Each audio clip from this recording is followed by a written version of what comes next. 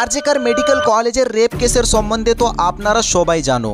আর এই হলো মনোজিৎ মিশ্রা।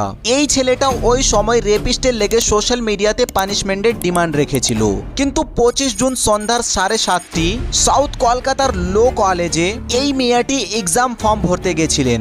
আর ওখানে ছিল মনোজিৎ মিশ্রার সাথে দুইটি জুনিয়র, জায়েব আহমেদ এবং প্রমিত মুখার্জি। ওই মেয়েকে ওখানে আটকিয়ে মেন গেট বন্ধ করে ওর সাথে সেক্সুয়াল অ্যাসাল্ট করে এবং বডিকে স্ক্র্যাচ করে আর হকি স্টিক দিয়ে মারে। শিশুটা ক্ষমা চাইছিল, কিন্তু এই তিনটা হারামি ওকে যেতে অবধি দেয়নি।